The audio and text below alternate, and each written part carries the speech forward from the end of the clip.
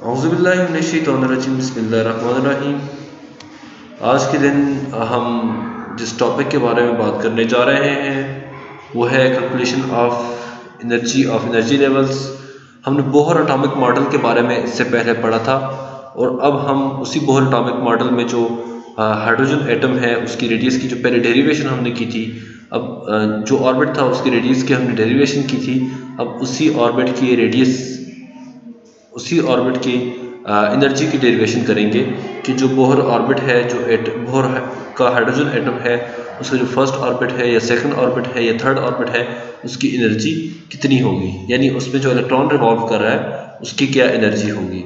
तो हमें पता है कि काइनेटिक एनर्जी जो होती है, जो किसी भी इलेक्ट्रॉन की काइनेटिक एनर्जी होगी वो 1/2 mv² है, जो कि किसी ऑर्बिट में घूम रहा है, रिवॉल्व कर रहा है। इसी तरीके से जो इसकी पोटेंशियल एनर्जी होगी वो -ZE² डिवाइडेड बाय 4πε∨r हो जाएगी। ठीक है, ये पोटेंशियल एनर्जी का फार्मूला है, इलेक्ट्रिक पोटेंशियल एनर्जी का फार्मूला है। ZE² यहाँ पे जो है बेसिकली आप कह सकते हैं कि जैसे आपने लास्ट टर्म देखा ZE² आ रहा था, ये उसी तरह का सेम टर्म में ZE² है। ठीक है, यानी ZE का मतलब, एक ZE का मतलब ये है कि चार्ज ऑफ प्रोटॉन, एंड एक E का मतलब है कि चार्ज ऑफ इलेक्ट्रॉन। ठीक है, खैर 4πε∨r², तो ये r है, 4πε∨r, ये आपके पास पोटेंशियल एनर्जी का फॉर्मूला आ गया है। अब हमें पता है कि जो टोटल एनर्जी होगी किसी भी इलेक्ट्रॉन की, वो kinetic energy plus potential energy दोनों का आप कह सकते हैं कि सम होगी। क्या होगी? सम होगी। अब आपने क्या किया कि E = 1/2 mv² - ZE² 4πε∨r, ये आपके पास आ जाएगा जब आपने इसमें ऊपर काइनेटिक एनर्जी और पोटेंशियल एनर्जी की वैल्यू पुट की। ये आपके पास इक्वेशन नंबर 1 है। अब आपने आगे क्या किया? As we know that centripetal and centrifugal forces are equal, then अब लास्ट टाइम आपने जो इक्वेशन ड्राइव की थी, अगर आप मेरा वो पुराना लेक्चर देखें जिसमें मैंने रेडियस डेरिवेशन एनर्जी की थी, रेडियस की डेरिवेशन की थी, उसमें आपने देखा होगा कि ये इक्वेशन आपको मिलेगी ZE² divide by 4πε∨r² = mv²/r। ठीक है, इनमें से एक सेंट्रीपिटल फोर्स है और एक सेंट्रीफ्यूगल फोर्स है। एक जो इलेक्ट्रिक फोर्स आपके पास आ रही है वो सेंट्रीपिटल फोर्स और दूसरी centrifugal force mv² divide by r आपके पास आ जाती है। ठीक है, अब आगे क्या किया मैंने, इन दोनों को, इसमें से मैंने r को रिमूव कर दिया। ये जो इसके r है, यहाँ पे एक r है, यहाँ पे दूसरा r² है, ये आपस में कैंसिल हो जाएंगे, mv² ZE² divide by 4πε∨r आ जाएगा। ठीक है, अब putting this value in equation number 1, equation becomes, अब इस वैल्यू को मैं उठाकर यहाँ mv² की जगह पुट कर देता हूँ। ठीक है, तो मेरे पास क्या आ जाएगा?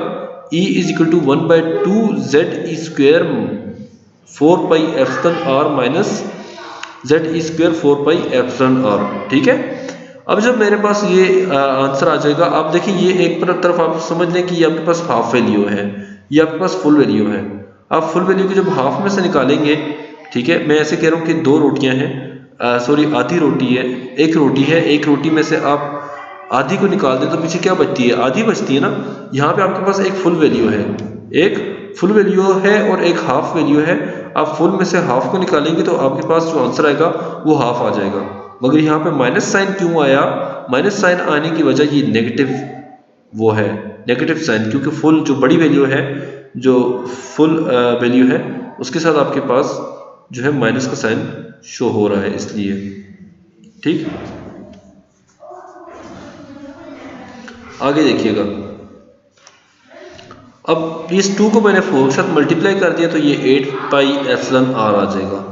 ये मेरे पास एनर्जी की वैल्यू आती है। ठीक है, मगर अभी कुछ चीज़ें बाकी हैं। फॉर एग्जांपल ये जो रेडियस है, ये जो एनर्जी की वैल्यू है, ये एक क्वांटाइज्ड ऑर्बिट की वैल्यू नहीं है, ये एक क्वांटाइज्ड ऑर्बिट की वैल्यू नहीं है। हम क्या करते हैं, क्वांटाइज्ड ऑर्बिट को बनाने के लिए हम ये जो r का वैल्यू है, इसमें उस r की रेडियस की वैल्यू पुट कर देते हैं। ठीक है, जो हमने रेडियस फाइंड आउट किया था ना, उस रेडियस को हम यहाँ पुट करेंगे। ठीक है, तो मैंने क्या किया, मैंने उस r की वैल्यू को यहाँ पे पुट किया। यहाँ पे मैंने लिखा कि as radius of Bohr quantised orbit is in hydrogen atom, वो आपके पास r ये आ रहा था पुरानी, अगर आप वैल्यू देखें तो उसमें r हमारे पास लास्ट टाइम ये आ रहा था। ठीक है, उस r को मैंने क्या किया, इक्वेशन 2 में पुट कर दिया। इक्वेशन 2 से मुराद मेरी जो पिछली इक्वेशन थी उसमें मैंने पुट कर दिया। कहाँ पे, मैं आपको दिखा देता हूँ। मैंने उसे यहाँ पे पुट किया, ठीक है, इस जगह पे। ये सबसे लास्ट वाली इक्वेशन है, आर को मैंने यहाँ लास्ट में पुट किया तो मेरे पास ये वैल्यू आ गई, ठीक है। अब मैंने इस वैल्यू को रीअरेंज किया, z इक्वल टू 1 पुट कर दिया और बाकी वैल्यू मैंने रीअरेंज की, तो मेरे पास जो वैल्यू आ रही है वो -me4 और ये समथिंग लाइक दिस आ रही है, ठीक है, आप देख सकते हैं स्क्रीन पे। अब ये जो आप n स्क्वायर है, n स्क्वायर को छोड़कर बाकी जितनी भी वैल्यूज हैं, n स्क्वायर को आप बाहर निकाल लें और बाकी जितनी भी वैल्यू है इसको आप एक साइड पे रख के इसको मल्टीप्लाई करेंगे या इसको सॉल्व करेंगे, आपके पास आंसर आ जाएगा 1312 किलो जूल पर मोल, ठीक है। अब ये जो आपके पास आंसर आया,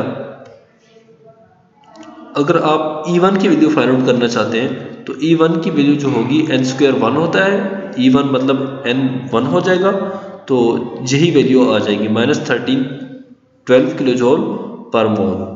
और अगर E2 की वैल्यू आपने फाइंड आउट करनी है तो आपको क्या करना पड़ेगा, इसी n स्क्वायर से डिवाइड करना पड़ेगा, यानी n की वैल्यू 2 हो जाएगी और 2 2 4 और 3 माइनस, सॉरी यहाँ पे माइनस का साइन आता है, -328 किलो जूल पर मोल आपके पास वैल्यू आ जाएगी, ठीक है। खैर ये था आज का हमारा लेक्चर, जिसमें हमने ये देखा कि हम किस तरह से एनर्जी ड्राइव कर सकते हैं। बहुत ही इंपॉर्टेंट क्वेश्चन है, रेडियस की एनर्जी, रेडियस की जो डेरिवेशन है या एनर्जी की डेरिवेशन है, ये हर साल एग्ज़ाम में बोर्ड में आती रहती हैं।